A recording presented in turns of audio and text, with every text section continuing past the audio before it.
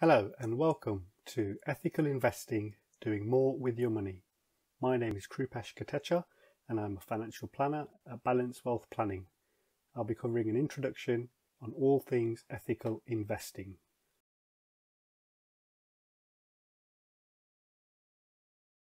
The learning objectives are: what is ethical investing all about?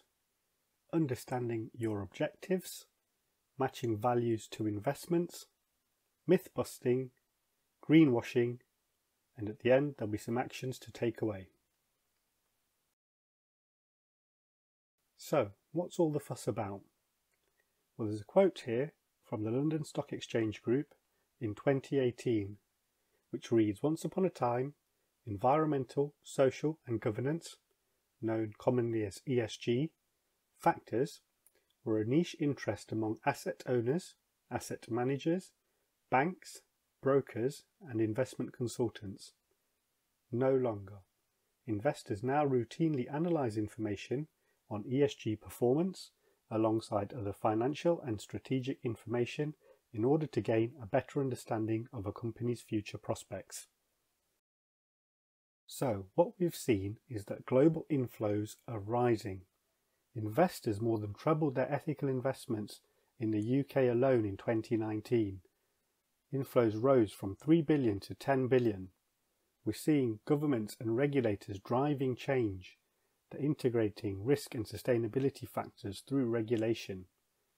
As of October 2019, UK pension scheme trustees are now legally required to disclose ESG and climate change risks more explicitly.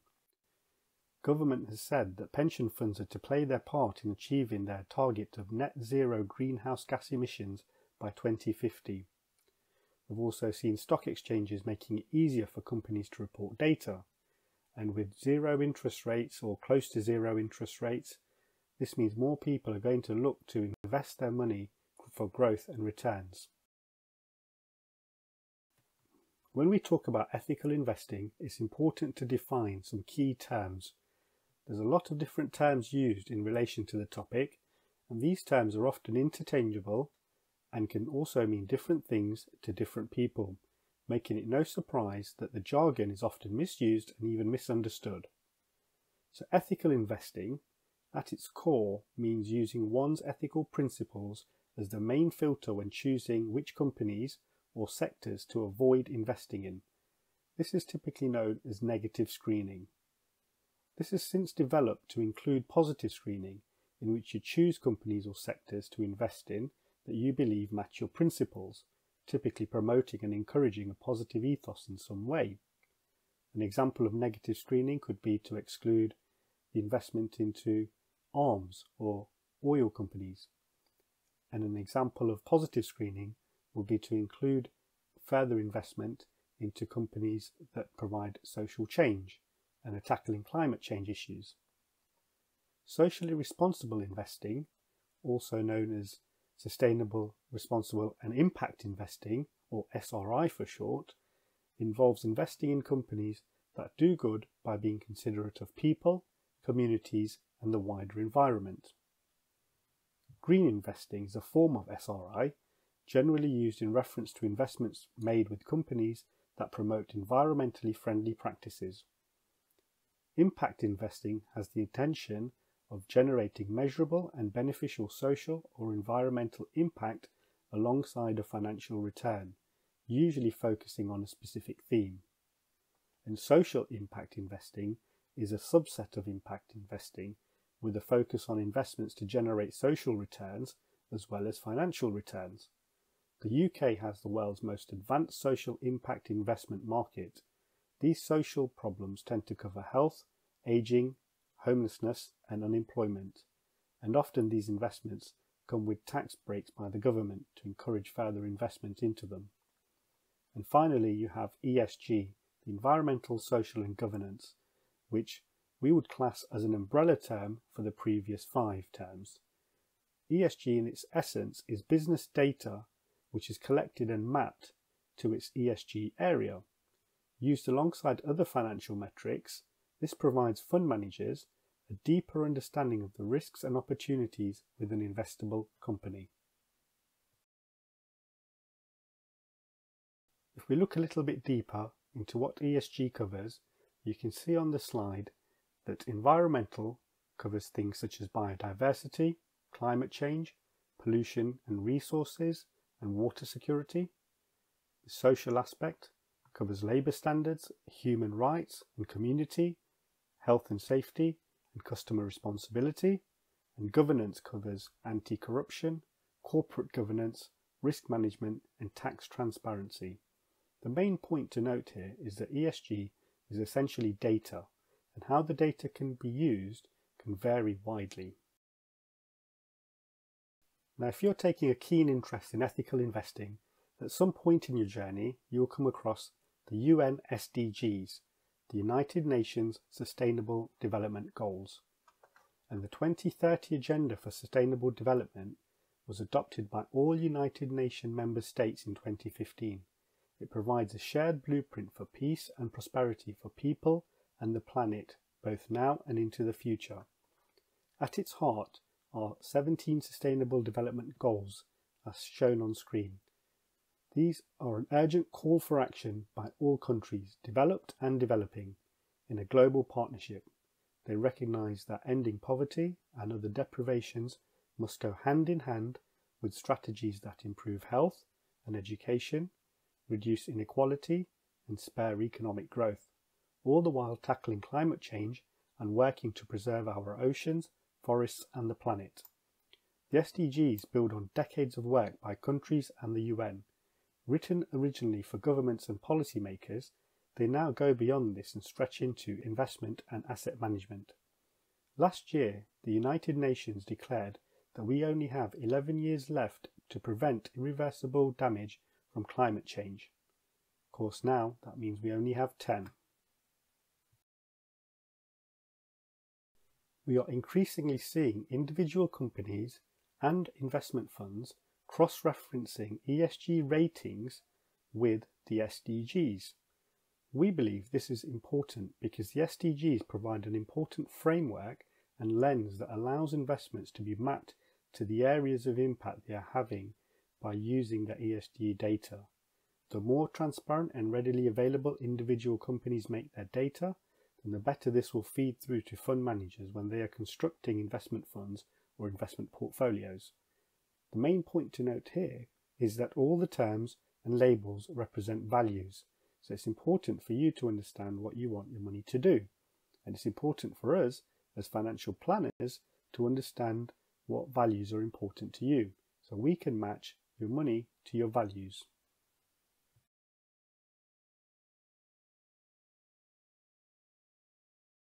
Understanding your objectives. The primary goal of investing in financial markets should be to maximize your returns while minimizing your risk. So before you go rushing off to invest your money in the latest shiny ethical fund, you need to work out a few things first. What are your goals? What's the purpose of your investments? What's the plan? Without a plan, you're just aiming really anywhere. Money is simply a tool to let you live the life you want. So first, make sure you have clearly defined goals. Why? Because goals help determine the returns you need to achieve in order to meet your goals. And because the first goal should always be financial security, then you also need to understand risk. Of course, the next question then is, should you invest all or some of your money in an ethical way? Whatever the answer, we need to work out what values are important to you. Do you want to make a little difference or a lot? Are there any particular areas you definitely want to avoid, such as arms or tobacco, and other areas you definitely want to encourage more action, such as climate change or women's rights? Are these goals focused locally, nationally, or globally? Be prepared to make compromises. There's no holy grail and the picture is changing rapidly. When looking at matching values to investments, you can see on screen there's a spectrum of capital. On the far left hand side you have your traditional investments which don't have any ethical screening and they just invest in the whole of the market, which is purely profit driven. And on the far right hand side you have charitable donations where you expect no financial return and you gift your money away. And somewhere in the middle, you have a varying degree of how much you invest for impact and how much you invest for returns. And of course, the risks vary and the themes vary, and what's available in terms of products varies. Even within investment funds, the same debate applies. Should you use active funds or passive? Well, active funds are managed by a fund manager who actively decides on the companies in which the fund should invest in. The main aim of an active portfolio is to overtake the returns of an underlying benchmark. Investors pay a fee to a skilled portfolio manager along with their specialist investment team for their expertise and experience, and the fund manager decides the security selection in the hope they will provide favourable results. Passive investing, on the other hand, have fund managers, but instead they aim to track a benchmark by copying its holdings in the hope it will yield the same results.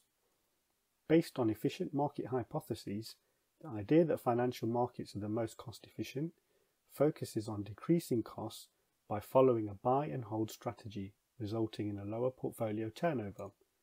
One of the first rules of investing is to keep costs low. We also take an evidence-based approach, and this consistently shows that active fund management just does not work.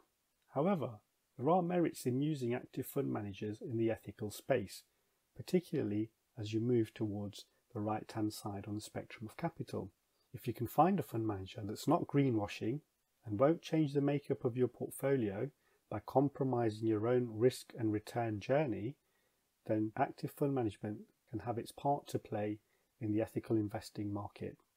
The main point here is do the best you can with what you have. Working with a financial planner will help to explore and prioritize your goals and objectives, understand the risks and how much risk you should take, and help to match your money with your values. What you can see here is a cash flow model of a couple aged 59 and 62, all the way through to mortality at 95 and 97. And the timeline shows them working part-time until 66 and 67, and then a retirement phase. The red parts are the shortfalls, so this shows us quite clearly that this couple cannot achieve all of their goals and objectives because there simply isn't enough funds to do so. Now, this could be for a number of reasons. At Balanced Wealth Planning, we stress test all our financial plans to make sure first and foremost that you do not have a high risk of running out of money during your lifetime. This will include various things such as if you invested ethically or not, looking at what difference that could make to your plan, and does it change the investment journey or introduce more or less risk, and also things like what happens if there's a market crash like the one we've just experienced. Of course, exploring all of these areas allows us to look at various ways to make sure that we can meet all of the goals and objectives, or where compromises might need to be made. And importantly, what we can do is to increase the chances of you successfully achieving your goals, as you can see on the next screen here, where there are no red shortfalls and the clients can achieve all of their goals and objectives with a high probability of success.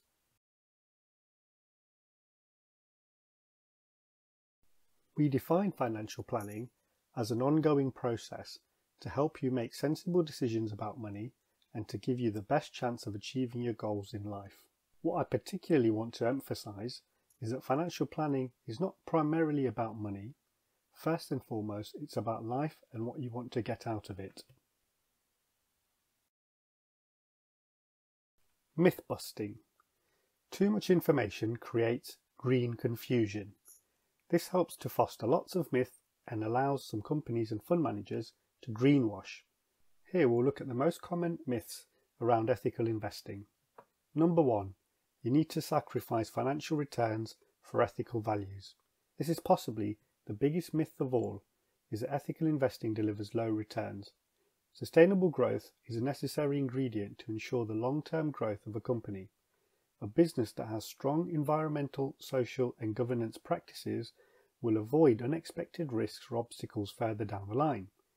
There's also an increasing body of research that proves this to be the case, in some cases showing that applying an ethical screen helps to not only reduce risk, but also increased returns. Number 2, ethical investing means choosing funds that screen out unethical choices only. Well, as we've discussed earlier, it's not only to screen out the bad guys, but also to encourage and include the good. Number 3, it's only for millennials, Generation Z or hippie types. Now, there is a wide variety of non-traditional clients showing an interest in ethical investing. In the UK, over 70% of people claim they want their investments to do good for people and planet, and this is taken from a 2019 report by the UK government called Investing in a Better World. Number 4, you need lots of money to invest. Well, there is an increasing number of investment options now that only require a small amount, so you can make a big difference with a little amount. Number 5, it's too expensive. Well, if you're comparing a traditional active fund versus an ethical active fund, then most investments should now be on par with each other. Some may charge more to reflect the extra due diligence required, but with the rise in low-cost passive ethical funds, which is increasing competition, this goes further to help keep costs down. Number 6, it's too complicated. Well, with ethical investing now firmly in the mainstream, it has never been easier to find resources to help you make better financial decisions. We would always recommend you seek professional advice before investing. Number 7, it's restrictive. Well, to maintain a competitive advantage, company directors and managers are responding to growing demands from customers. Recent studies have shown that around 90% of the companies in the S&P 500, which is the largest 500 companies in the United States, actively report on ESG risk factors voluntarily. A typical global 100% equity fund will hold around 9.5 to 10,000 stocks. An ethical one will hold around 10 to 15, sometimes more, less.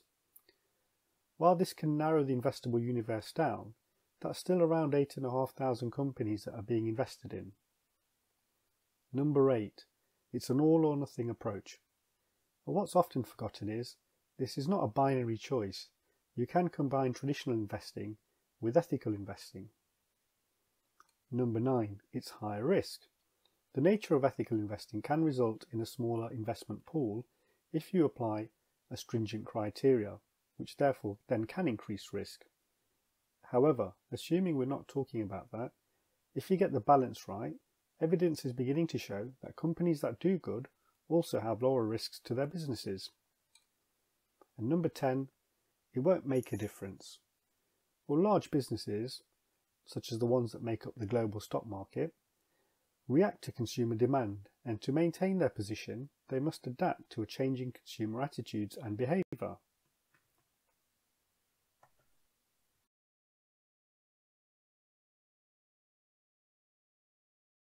Greenwashing, also known as green sheen.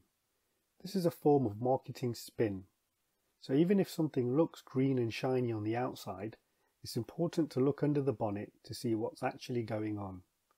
It's important to look beyond the label to truly understand whether an individual company or a fund manager is really living their values or simply paying lip service as a marketing gimmick. Well, how can you spot this? Well, one way is to look at if a company spends more time and money claiming to be green through advertising and marketing than actually implementing business practices that meet the expected ESG criteria, then maybe you should avoid these companies. Perhaps consider boycotting them or call them out and go to their competitors. At an investment fund level, look at the board, see who they are and what they're involved in. Does the company have a corporate social responsibility policy? Do they walk the talk? Are they wasting paper or other resources, producing marketing literature? Do they have a diverse company? And be aware of costs and look for measurable impact where available. I've mentioned a few times that for many people it makes sense to work with a professional independent financial planner, and I want to explore a little bit about why. Now, I want to emphasize there are very many people who describe themselves as financial planners, but actually do quite different things from one another. Quite a few will fix specific problems but not look at the big picture. For example, setting up a pension plan. Many of them will use expensive investment portfolios, and some may even be restricted in some ways as to what they can do for you. Typically, they will have a limited range of investments that they will recommend to you, and they will usually not be prepared to give you advice about wider tax planning, for example, despite the fact that it makes such an enormous difference to your overall position. It's also very unusual to find a financial advisor to look at your lifetime wealth position and to think about how you can protect yourself if things go wrong. Lastly, most financial planning companies will charge a percentage of the investments they manage for you. We don't do that because we believe that approach would mean we are conflicted in how we could advise you. If you think of your life as being a long journey, look for someone who could advise you about your whole position. Would you work with a company that only sold their own brand walking boots and wasn't interested in where you were going in them, and the cost depended on your shoe size? Far better to work with an expert who can put together the whole package of things you need, the best boots, equipment, and so on. Luckily, that's exactly how we work.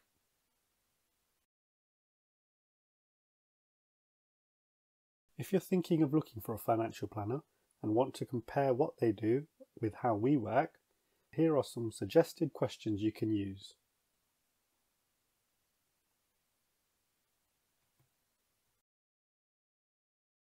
Now, if we have got you interested in doing good with your money, here are some actions for you to take away and to think about. Well, have a think about what your goals are. Write them down. Think about what values are important to you. Are there any other areas where you can make a difference in your own life? Speak to an independent financial planner who specialises in holistic planning and has a good understanding of investing for good. Finally, take a look at our website, balancewealth.uk. We have a range of different blogs and topics on ethical investing, as well as other wider personal finance topics. We're a chartered financial planning firm, holistic financial planning specialists, and experts in planning for big lifestyle or financial changes. If you want to know more, please contact us at team@balancewealth.uk or on 0800 7723 456. Thank you.